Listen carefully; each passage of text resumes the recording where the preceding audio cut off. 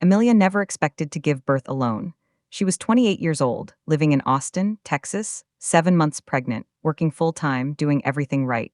She had a husband who traveled for work and a mother who lived 40 minutes away and had promised specifically, repeatedly, with the particular certainty of a woman who wanted to be believed, that she would be there, that she would not miss it, that no matter what else was happening, she would be in that hospital. Her mother Linda had one conflict on the calendar that weekend: a birthday party for a woman from her book club, a woman Emilia had never met, a party with catering and a DJ and a venue that had apparently been booked for months. When Emilia's contractions started on a Saturday evening, Linda was already in her dress and her heels and 40 minutes away in the wrong direction. She sent the call to voicemail.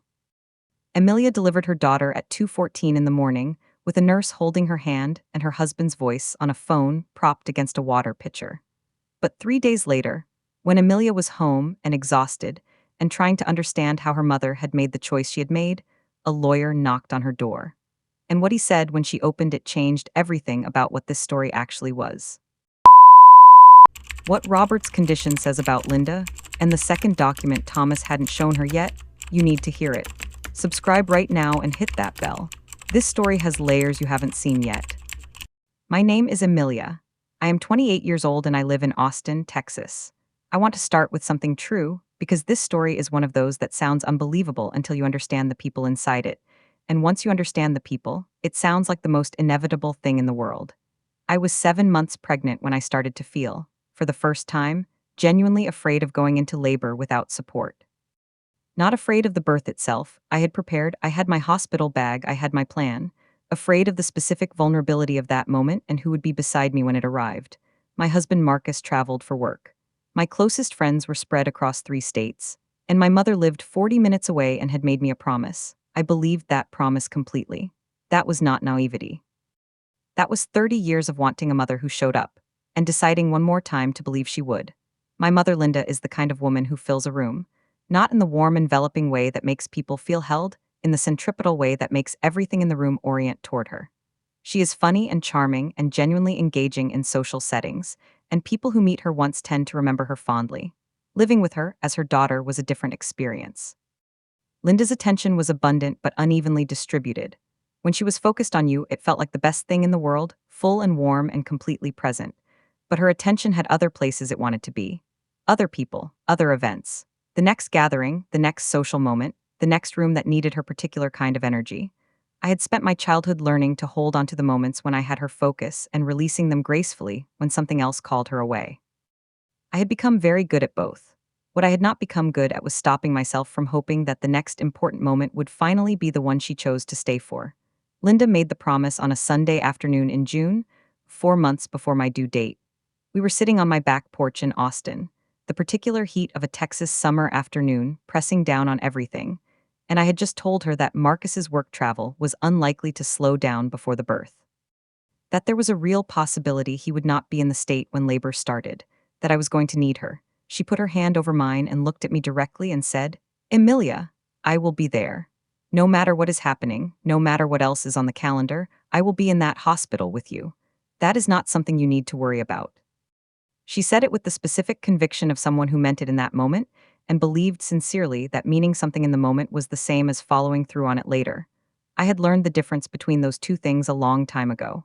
But I wanted this time to be different, so I said thank you. And I let myself believe her. Marcus left for Seattle on a Thursday morning, a 3-day consulting project that had been on the calendar for 6 weeks. We had the conversation every expecting couple has when one partner has to travel late in a pregnancy: the logistics, the contingency plans, the explicit understanding of who calls whom and in what order, and what the backup plan for the backup plan was. Linda was the plan. She had the hospital address saved in her phone. She knew which entrance to use after hours. She had a bag packed, she had told me this specifically, proudly, ready to go on a moment's notice. Marcus kissed me goodbye at the door and held on for an extra second the way he did when he was trying to communicate something he didn't have words for. I told him I was fine. That Linda was 40 minutes away. That everything was covered. I stood in the doorway and watched his car until I couldn't see it anymore.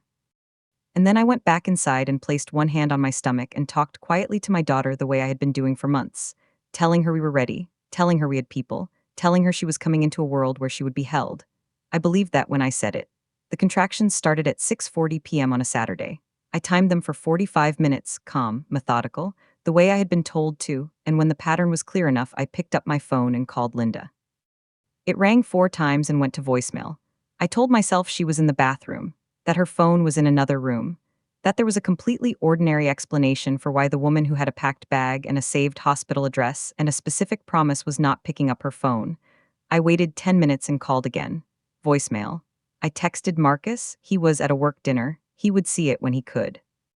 Then I picked up my hospital bag, locked the front door of my Austin house, and walked to my car in the warm October evening with contractions coming every 8 minutes. I called Linda one more time from the car. Third ring. Voicemail. I put the phone on the passenger seat and drove myself to the hospital. I checked myself in at the front desk. A nurse named Patricia took over immediately. Calm, efficient, the kind of competent warmth that tells you are in good hands even when the hands belong to a stranger. She held mine when it mattered most. At 2:14 in the morning, in a delivery room in Austin, Texas, my daughter arrived. Marcus was on the phone propped against a water pitcher on the bedside table. I had reached him between contractions, and he had stayed on the line for 4 hours, his voice steady and close even through the small speaker. He was crying when she was born. I could hear it. Patricia placed her on my chest. I looked at her face, this completely new and completely specific face that had never existed before that exact second, and felt something so large and so particular that I did not have a category for it yet. Then I looked at the empty chair against the wall, the one I had imagined someone sitting in for months, and I let myself feel that too, briefly, completely. And then I looked back at my daughter and decided that the empty chair was not the story. She was the story. She would always be the story Linda called at 9 a.m. Sunday morning.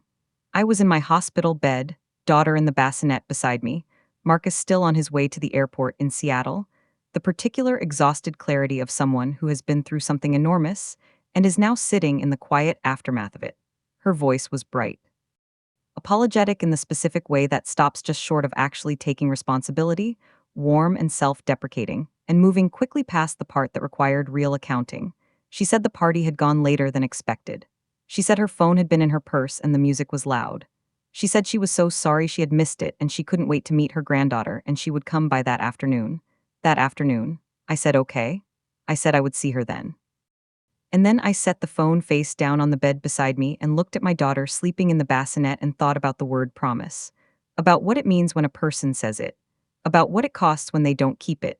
My daughter made a small sound in her sleep. I reached over and placed my hand on her chest and felt her breathe. That was enough for right now. That was everything.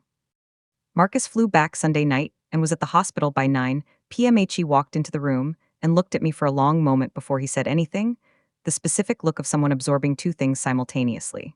The daughter in my arms who was new and perfect and entirely real. And the version of his wife sitting in that bed who had been through something she should not have been through alone. He kissed my forehead. Then he sat on the edge of the bed and held both of us for a long time without speaking. He did not ask about Linda that night. He could read the room well enough to understand that the conversation existed and would need to happen, and that tonight was not the night for it. Tonight was for the three of us. For the specific enclosed world that a new family makes in those first hours when everything outside the room feels very far away and very unimportant. I held my daughter and let Marcus hold us both, and did not think about empty chairs or unanswered phones or 9 a.m. Sunday morning brightness that cost nothing and explained nothing. Just this. Just here. Just us.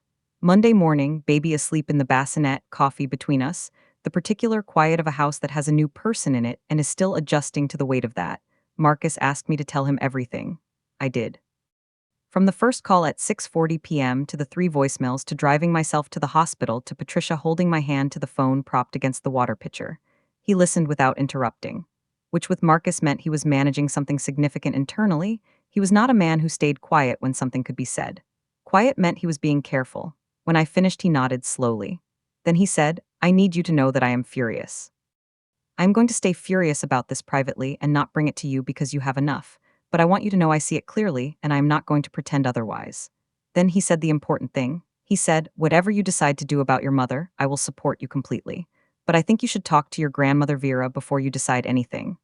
I looked at him over my coffee. He said, I think Vera knows things about Linda that you don't. And I think right now you need the full picture. Linda arrived Tuesday afternoon with her arms full. A arrangement of flowers, large, expensive, the kind that announces itself immediately. A gift bag with tissue paper overflowing the top. A small stuffed bear with a ribbon around its neck. She came through the door with the particular energy of someone who has prepared an entrance and is delivering it with commitment. She was warm. Genuinely warm in the immediate physical way, she had always been hugging me carefully, exclaiming over the baby with the kind of emotion that was real even if it was also performative. She held her granddaughter, and her face did the thing that new grandparent faces do, that involuntary softening that happens when something small and new is placed in your arms. I watched her hold my daughter and felt the complicated tangle of things I always felt watching Linda be her best self. Because her best self was genuinely good, genuinely loving. The problem had never been that Linda was incapable of love. The problem was the choices she made when love required something from her. She stayed 2 hours. She did not mention Saturday once. Neither did I, not yet. I was waiting for the right moment. The right moment came when Marcus took the baby upstairs for a feeding attempt, and Linda and I were alone in the kitchen. She was rinsing her coffee cup at the sink, domestic, comfortable, completely at ease in my house the way she was at ease everywhere, and I was sitting at the kitchen table with both hands around my mug. I said her name once. She turned. I asked her quietly, without accusation in my voice because I genuinely wanted an answer rather than a fight, why she hadn't come Saturday night. She turned back to the sink for a moment. Then she dried her hands on the dish towel and turned around and leaned against the counter. And she explained, the party had been planned for months. The host was someone important to her social circle. Leaving early would have been awkward. She hadn't realized how fast labor could progress. She had thought she would have time to stay a little longer and then come. She said all of this looking at me directly, not defensively, not with guilt exactly, but with the calm of someone who had already decided these were reasonable explanations. I listened to every word. Linda finished her explanation and looked at me with the expression of someone who has said the hard thing and is waiting for it to be received and moved past. I sat with her words for a moment, not processing them. I had already processed them before she finished speaking. Sitting with them the way you sit with something that has finally confirmed what you already knew but had been hoping was wrong. She had made a calculation on Saturday evening. A conscious, considered calculation, the party on one side, her daughter in labor on the other, and she had decided that the party was more important. Not in a moment of panic or confusion. Deliberately. And she had been comfortable enough with that decision to send my calls to voicemail 3 times without calling back. That was not a mistake. That was not distraction or bad timing or a phone in a loud purse. That was a choice. I looked at my mother standing in my kitchen and understood something I had been circling my entire life without landing on directly. It was not that she didn't love me. She did love me, I believed that. It was that when her love for me came into direct competition with something she wanted, her love came second. It had always come second. I just had never watched it happen so clearly before. I called Vera that evening after Linda left. My grandmother was 74 years old and lived in San Antonio, a quiet, deliberate woman who had always been the still point in our family's particular kind of chaos. She had raised Linda. She knew her in the specific, complete way that only a parent knows a child, not the version the child presents to the world, but the version that existed before the presentation was developed. I told her what had happened, all of it. Saturday night, the voicemails, Linda's explanation in the kitchen. Vera listened without comment until I finished. Then she said, "Emilia, I need to tell you something and I need you to hear it without letting it take you somewhere dark." I said, "Okay," she said, "Your grandfather Robert has been asking about you. For years, he never stopped." I had not thought about Robert in a long time. He had left the family when I was 17, a falling out with Linda that was never fully explained to me, that I had accepted as adult family complexity and filed away. I asked Vera what she meant by asking about me. She said, "He knows more about your life than you realize. And Emilia, I think you may be hearing from him soon." I did not know what to do with that, so I just held it, and the next morning I found out what she meant. Marcus had taken the baby for an early morning walk, one of those cool October Austin mornings that feel like the city exhaling after summer, and I was alone in the house with coffee and the particular silence of a new mother's first hour without a baby in her arms. The knock came at 8:40 a.m. 3 measured knocks. The kind that belongs to someone with a professional reason for being at your door. I opened it expecting a delivery. The man standing on my porch was in his 50s, neat, unhurried, holding a leather portfolio under one arm. He introduced himself immediately. Thomas Hale, a state attorney. Austin, Texas. He said he was sorry to arrive unannounced and that he understood the timing was not ideal given my recent delivery, which told me he knew about the baby, which told me he knew more about my life than a stranger should. He said he was there because a client of his had recently passed. That the estate administration process had reached the point where named beneficiaries needed to be formally notified. He said my name was in the documents. I stepped back from the door and told him to come in. I showed Thomas Hale to the kitchen table, the same table where Linda had leaned against the counter 2 days earlier, and explained her calculation to me with the calm of someone who had already made peace with it. I made him coffee without asking whether he wanted any because my hands needed something to do, while my mind caught up to the fact that an estate attorney was sitting in my kitchen on a Wednesday morning 3 days after I had delivered my daughter alone. He accepted the coffee, set his portfolio on the table, folded his hands on top of it with the unhurried patience of someone who understood that the person across from him needed a moment to arrive fully before the conversation could begin. I sat down, wrapped both hands around my mug. He looked at me with the specific professional kindness of someone who had delivered unexpected news many times and had learned that the delivery mattered as much as the content. Then he said, "Before I explain the documents I'm carrying, I need to confirm some information. And I want you to know that nothing I tell you today requires any immediate decision or response. You have time. Your grandfather made sure of that." I looked up. He had said grandfather. I asked Thomas to repeat what he had just said. He did, quietly, clearly, without elaboration, letting the words sit in the room and giving me the space to do whatever I needed to do with it. Your grandfather made sure of that. I set my coffee mug down carefully. Which grandfather? I asked. Because there was only one answer that made sense given everything Vera had said the night before, but I needed to hear it said directly. Thomas said the name, Robert Callahan, my mother's father. The man who had walked out of our family's life when I was 17 years old after a falling out with Linda that nobody had ever fully explained to me. The man I had filed under complicated adult conflict and stopped thinking about somewhere in my early 20s because thinking about him had always led to questions nobody seemed willing to answer. I had not heard his name spoken aloud in my own home in years.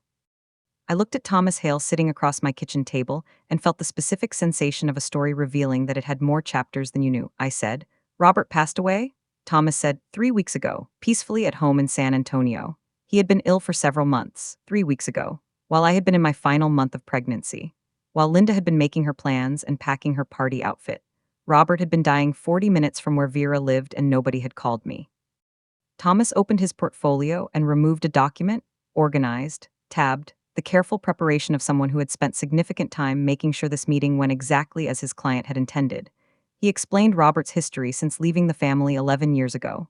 Not the circumstances of the departure. He said that was not his information to share, and that I would find context in the letters he had brought. But the life Robert had built afterward. He had stayed in San Antonio.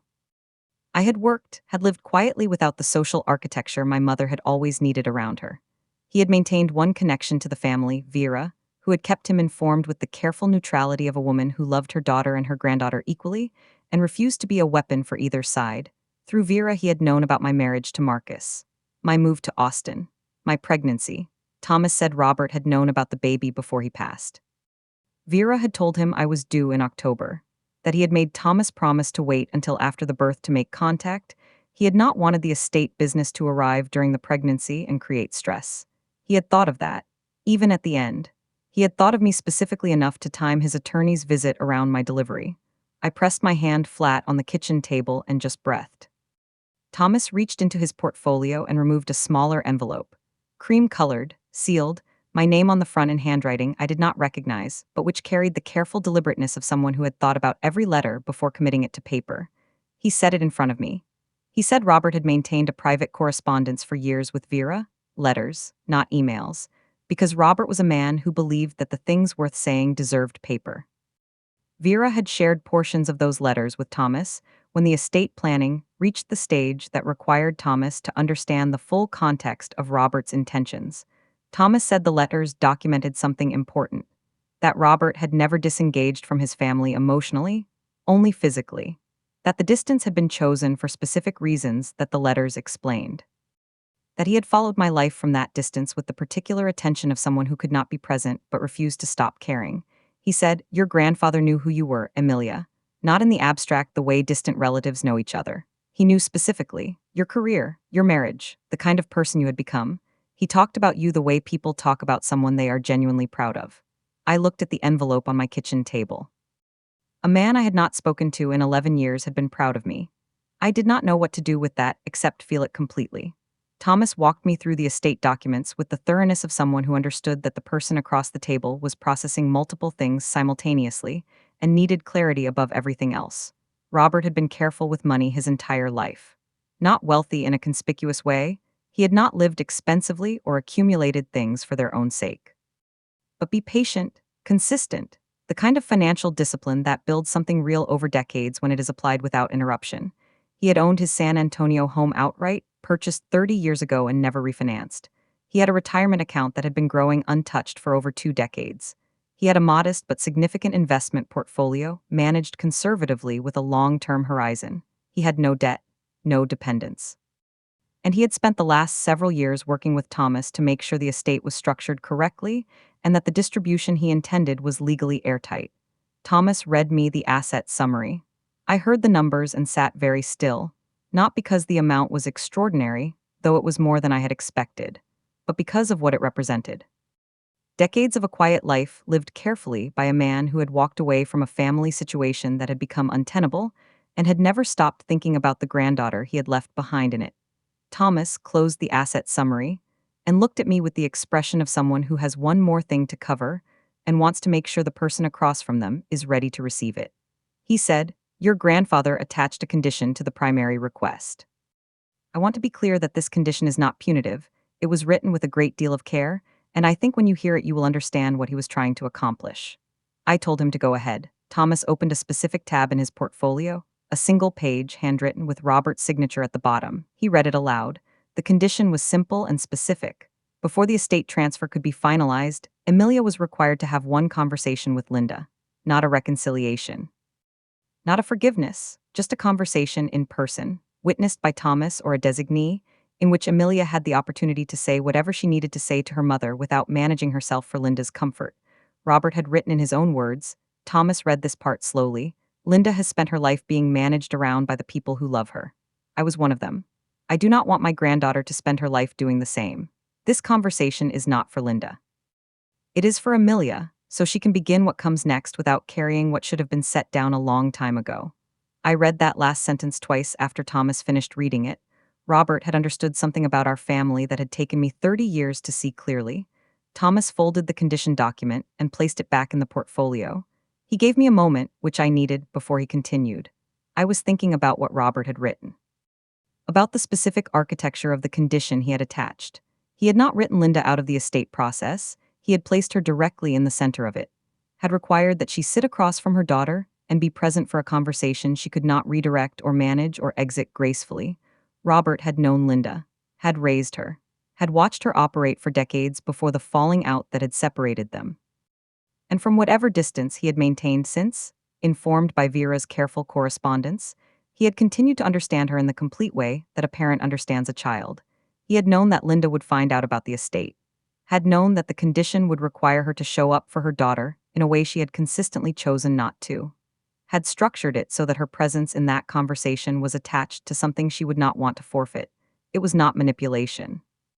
It was architecture, built by a man who understood that some people only find their way to the important conversations when the path is made unavoidable. Thomas looked at me across the table and said, "He thought about this for a long time. He wanted you to know that." I looked at my daughter's baby monitor sitting on the counter, heard the small sounds of her breathing through it. Robert had never met her, but he had been thinking about her mother long before she arrived. Thomas left at 11:30 with an appointment scheduled for the following week to begin the formal estate process.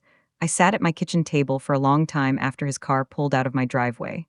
The portfolio of documents he had left with me was stacked neatly in the center of the table. Robert's letter was beside it, still sealed, still waiting. I had decided I wanted Marcus present when I opened it. I picked up my phone. I had been thinking about how to make this call since Thomas walked out my door. Not the words exactly. I had never been someone who scripted conversations in advance. But the intention behind them. What I wanted to communicate and what I was not willing to perform. I called Linda at noon. She answered on the second ring, bright, warm, the voice of someone who had decided that Tuesday's kitchen conversation was behind them now, and things were moving forward on her preferred timeline. I told her I needed to tell her something, that an estate attorney had visited that morning, that our grandfather Robert had passed 3 weeks ago and had named me as a primary beneficiary in his will. Silence, not the silence of grief. The silence of calculation. It lasted 4 seconds. And those 4 seconds told me more than anything that came after. When Linda spoke again, her voice had changed. Not dramatically, she was too practiced for dramatic shifts. But the brightness had been replaced by something more careful, more considered. The voice she used when she was thinking about what she wanted rather than what she felt, she asked questions. Specific questions, the kind that tell you where a person's mind went first when they received unexpected information. Not, how are you feeling about this? Not, did you know Robert had been ill? Not, are you okay? She asked about the estate structure, whether there were other beneficiaries, whether the process had already begun. I answered each question briefly and without elaboration. Watching the pattern of what she was asking, the way you watch a map being drawn in real time, each question adding another line, the shape of her interest becoming clearer with every exchange. Then I told her about the condition. I told her simply and directly that Robert had attached a requirement to the estate transfer, that before the process could be finalized, there needed to be a conversation. Between Linda and me, in person, with a witness present, another silence, shorter this time. 2 seconds, then she said, with a warmth so sudden and so specifically calibrated it arrived like a weather change, of course we should talk, Emilia. I have been wanting to really talk. When can I come? She was at my door at 8:15 the following morning. I had told her 10 o'clock. Marcus had taken the baby for a walk specifically to give us space, leaving at 9:45. I had planned to have 30 minutes alone in the house to settle myself before Linda arrived. Instead, I was still in the kitchen in my robe with coffee when the doorbell rang. I stood at the door for a moment before I opened it, processing the earliness, understanding what it communicated, not consciously on her part perhaps, but clearly. She was eager. And Linda's eagerness had always been worth examining for what was underneath it. I opened the door. She was dressed carefully. Not formally, she was too smart for that, too aware that formal would read as performing. But put together in the specific way she assembled herself when something mattered to her outcome. She hugged me at the door, held on a beat longer than usual. Then she came inside and looked around my house with the soft eyes of someone who was working very hard to be present and human and relatable. And I watched her do it and felt the specific exhaustion of having spent my entire life watching my mother try to be what the moment required rather than simply being herself. I put the kettle on and waited for her to begin. We sat across from each other at my kitchen table, the same table where Thomas had sat 24 hours earlier, where Linda had leaned against my counter 3 days before that, where I had built so many versions of conversations with my mother in my head over so many years. Linda started carefully. I could see her navigating, trying to find the version of honesty that accomplished what she needed without costing more than she wanted to spend. I stopped her after the third sentence. I said, "Mom, I don't need to be careful, I need it to be real." She looked at me for a moment, then something in her face shifted, not performed, not strategic, something underneath the surface moving, and she started again. This time she started with Saturday night, with what she had actually been thinking when my calls came through. She said she had looked at her phone. She said she had seen my name on the screen. She said she had made a decision at that moment, told herself it was probably early labor, probably not urgent, probably fine for another hour. She had known. She had seen my name and she had chosen the party. Saying it out loud without softening it, I watched it cost her something. Genuinely. And I sat with that and did not rescue her from it. When Linda finished, I let the silence sit for a moment. Then I asked her the question. The one I had been carrying since childhood in various forms, reformulated across decades, never quite asked directly because I had always found a reason to protect her from it. I asked her, "Mom, when I need you, why do I always come second?" Not accusatory, not sharp. Just the actual question, finally out in the room where it had always needed to be. Linda looked at her hands on the table. She was quiet for long enough that I thought she might redirect. Might find the graceful pivot that took us somewhere easier. I watched her consider it. I knew her face well enough to see the moment she almost chose the softer path. Then she didn't, she said, "Because I have always been afraid that if I give you everything you need from me, I will disappear, that there won't be anything left of me that's just mine." She said it quietly, without drama, like something she had never said out loud before and was surprised to hear herself say now. I sat with that answer for a long time. It was not the answer I had expected. It was not an excuse, she did not present it as one. It was something more complicated. A truth about who she was that explained everything without justifying any of it. And it was the most honest thing my mother had ever said to me. Thomas had called me that morning before Linda arrived. I had taken the call in the bedroom while Marcus dressed the baby to let me know there was one additional document he had not presented at the initial meeting. He said he had held it back deliberately. Robert's instructions had been specific. It was to be given to Emilia only after the conversation with Linda had taken place. Not before, not during. After, I had told Thomas I would call him when Linda left. When she finally stood at my door to go, after 2 hours, after the most real conversation we had ever had, after the question and her answer and the long silence that followed it and the quieter conversation that came after that silence, I hugged her at the door. Not the performed hug of a daughter managing a relationship. Something different. Something that acknowledged the 2 hours we had just been through together and the thing it had cost both of us and the fact that it had happened at all. She held on. Then she left. I closed the door, leaned against it for a moment, then I called Thomas and told him it was done. He said he would messenger the second document within the hour. He said, "Your grandfather wrote it himself. He wanted you to have it after, not before." The second document arrived by messenger at 2 p.m. Marcus was upstairs with the baby. The house was quiet in the specific way it got in the afternoon, the Austin heat pressing against the windows, the ceiling fan turning slowly, everything slowed to the pace of a day that had already held more than most. I sat at the kitchen table and opened it alone. It was a letter. 2 pages. Robert's handwriting, the same careful, deliberate hand I had seen on the envelope he had addressed to me, now familiar in the way that handwriting becomes familiar when you understand the person behind it. I read it once through without stopping. Then I sat back and looked at the ceiling. Then I read it again slowly. When I finished, I placed both pages on the table in front of me and sat with everything the day had contained. Thomas's first visit, Linda's early arrival, the question I had finally asked and the answer she had finally given. And now this, 2 pages from a man I had not spoken to in 11 years, who had apparently understood the shape of my life more clearly than most people who had been present for it. I did not call Marcus down. Not yet. I needed one moment that was entirely mine, to sit with Robert's words and my own response to them, and the decision I could already feel forming before I had consciously named it. The decision was not about money. It was not about Linda. It was not about the estate or the condition or the formal process that Thomas would manage with his usual careful efficiency. It was about who I was going to be from this point forward. And that decision, quiet, clear, arrived at a kitchen table in Austin on an October afternoon, belonged entirely to me. I met Thomas at his office the following Thursday morning. Marcus stayed home with the baby. I had asked him to, not because I needed to do this alone exactly, but because some chapters need to be closed by the person who lived them.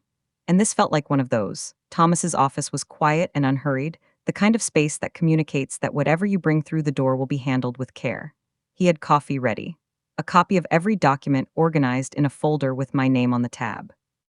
We sat down and he walked me through the formal transfer process, clearly, step by step, the administrative architecture of moving an estate from one set of hands to another. Signatures required here, timelines for that, institutional contacts for the accounts. I followed everything, asked questions where I needed to, initialed what needed initialing. And then when the formal portion was complete and Thomas was organizing the signed documents into their respective folders, I asked him the question I had been carrying since Wednesday morning at my kitchen table. I asked him, what was he like at the end? Was he at peace with how things had been left? Thomas set his pen down. And the professional neutrality he had maintained across every interaction softened slightly, just enough. Thomas said Robert had been, his word was settled. Not happy in an uncomplicated way. Not free of regret about the years and the distance and the things that had not been said in person that had instead been written in letters to Vera and organized into a portfolio that an attorney carried to a door in Austin 3 days after a baby was born. But settled. At peace with the choices he had made to protect himself from a situation that had been costing him more than he could sustain. And genuinely, specifically at peace with the decision he had made about the estate, because it had given him something to do with the love he had not been able to deliver in person. Then Thomas reached into his desk drawer and removed a smaller envelope than the ones I had already received. Cream-colored, my name in Robert's handwriting. He said, he asked me to give you this after the transfer was complete, not before. He was specific about the order of things. I took it carefully. Thomas stood and said he would give me a few minutes. He stepped out and closed the door quietly behind him. I opened the envelope and read what my grandfather had written for this exact moment, this specific chair, this specific morning, after everything had been signed and transferred and made official. It was 1 paragraph, 8 sentences, the most direct and complete expression of love I had ever received from anyone in my family. I read it 3 times before I could put it down. The estate transfer was completed formally 2 weeks after my meeting with Thomas. I want to be honest about what it meant practically, because the practical reality mattered and pretending otherwise would be a dishonesty that Robert himself would not have appreciated. He was a precise man. He would have wanted the facts acknowledged clearly. The transfer changed our financial foundation in a way that was real and immediate and specific. Marcus and I had been careful with money. We were not in crisis. We were not struggling in the acute way that makes every month feel like a calculation. But we were the kind of young family that felt the edges of things. The places where one unexpected expense could shift the landscape noticeably. That changed. The San Antonio property sold within 3 weeks for a clean number that made the mortgage on our Austin house feel manageable in an entirely new way. The investment portfolio, transferred, reorganized with a financial advisor Thomas recommended, became a foundation that had not existed the week before my daughter was born. I sat with our financial advisor on a Thursday afternoon while Marcus had the baby, and I made decisions that I had never had the position to make before. Not extravagant decisions, practical ones. The kind that built something durable rather than something impressive. Robert had lived carefully for decades. And what his carefulness made possible, sitting in a financial advisor's office in Austin 3 weeks after his estate transferred, was a version of security that I intended to build into something my daughter would grow up inside of. That felt like exactly what he had intended. I called Linda 2 weeks after our kitchen conversation. I had taken the time I needed, not to decide whether I was angry, I had moved through that already, but to decide what I actually wanted the relationship to look like going forward. What I could offer genuinely versus what I would be performing, where the real boundaries were, and how to communicate them in a way that was honest without being punitive. I told her I wanted to stay in relationship with her. I told her that I loved her and that I believed she loved me, and that those two things had always been true even when the choices she made did not reflect them. But I told her clearly, with the steadiness of someone who had sat at a kitchen table with a 2-day-old daughter and an estate attorney and a mother who arrived early and a grandfather's letter, and had come through all of it without losing herself, that I was no longer available to be managed around, that when I called she needed to answer, that when I needed her present she needed to be present, that love without reliability was a feeling without a foundation, and I was done building my expectations on ground that shifted. She listened without interrupting. Then she said, "I hear you." Not a promise, not a defense, just "I hear you." It was the most appropriate response she could have given. And I accepted it for exactly what it was, a beginning, not a resolution. Something to build from carefully with clear eyes. I wrote my daughter a letter on a Sunday evening when she was 3 weeks old. Marcus was watching a game in the other room, the comfortable low sound of it coming through the wall, and she was asleep in the bassinet beside my chair with the specific complete abandon of a newborn who has not yet learned that sleep requires effort. I wrote longhand. Not on my phone, not typed, pen on paper the way Robert had written to Vera, the way he had written the 8 sentences I had read 3 times in Thomas's office. I did not write about the estate or about Linda or about the Saturday night I had delivered her with a nurse holding my hand. Those were my stories to carry and process and eventually release, not hers to be handed as inheritance. I wrote about who she already was, the specific person I could see forming in 3 weeks of watching her face. I wrote about what I wanted for her, not achievements or milestones, something simpler and harder. The freedom to know clearly what she needed and to ask for it without apology. The confidence to recognize when she was being managed around and to name it without guilt. I wrote, "You will meet people who love you and still choose other things when it counts. That is not a reflection of your worth. It is information about their capacity. Learn the difference early. It will save you decades." I sealed it, wrote her name on the front, and placed it in the same fireproof box where I kept Robert's documents. She would find it when she was ready. I showed Marcus the letter 3 days later. Not because I needed his approval, it was her letter, and it would reach her regardless of anyone else's response to it. But because Marcus was my person, and there were things I wanted him to know I had thought about and put into words. And showing him the letter was the most direct way to do that. He read it at the kitchen table while I made dinner. I did not watch him read it. I stayed at the counter with my back to him, giving him the room to receive it privately. When he finished, I heard him set it down. He was quiet for a moment. Then he said, "She's going to be okay, because you already know everything she needs to know and you're going to give it to her straight." I kept my eyes on what I was doing at the counter. He said, "And for the record, Robert was right about you. Whatever he wrote in those 8 sentences in Thomas's office. Whatever he saw from 40 minutes away through Vera's letters. He was right." I did not say anything. I did not need to. Some things land so accurately that the only honest response is to receive them without deflection. Marcus had learned that about me, and I had learned to let the things he saw in me be seen without arguing them back to a smaller size. That was its own kind of foundation. On a quiet Tuesday night when my daughter was 4 weeks old, I sat in the nursery after her 2 a.m. feeding. The house was completely still. Austin outside the window, the particular version of Austin that exists at 2 in the morning, which is its own quieter city underneath the loud one, and the nursery lit only by the small lamp in the corner that cast everything in the warm, dim light that nighttime feedings require. She was in my arms, not quite asleep, doing the slow blinking thing that newborns do when they are full and warm and have no reason to be anywhere other than exactly where they are. I sat in the chair that had been my grandmother Vera's. She had shipped it to Austin when I told her I was pregnant, said every baby deserved a chair that had already held other babies, and carried that history in its wood, and I held my daughter and sat in the quiet.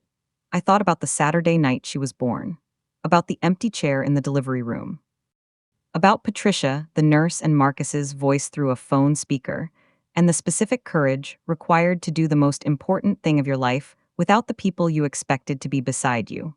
I thought about Robert.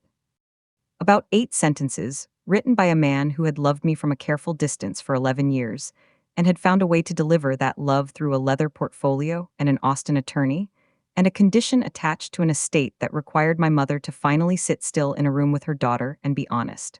I thought about Linda. About the question I had finally asked, and the answer that had surprised me. About what I had told her on the phone, and what she had said back, and the beginning that was not a resolution, but was something real. I thought about the letter in the fireproof box. About the daughter in my arms who would find it someday, older, in some future version of her life that I could not see yet, and would read the words I had written for her on a Sunday evening 3 weeks into her existence. She blinked up at me slowly in the dim light. I looked at her face, the specific unrepeatable face that had never existed before the night she arrived, and felt what I had felt in that delivery room when Patricia placed her on my chest. That enormous particular thing without a category. But this time I had words for it: foundation. That was what I was for her. Not perfect, not everything. Not the version of a parent that never makes the wrong choice or misses the important moment or has to sit at a kitchen table and reckon with their own limitations, but present, reliable. The person who answers when she calls, the person who shows up. I kissed her forehead in the quiet Austin night, felt her weight in my arms, so small, so completely real, so entirely here. And understood, in the way you understand things that arrive not as thoughts but as certainty, that this was what all of it had been building toward. Not the estate, not the conversation with Linda, not the letter or the documents or the 8 sentences Robert had written for a Thursday morning in a lawyer's office. This chair, this child, this ordinary, extraordinary Tuesday night, this was the foundation, and I was not going to move.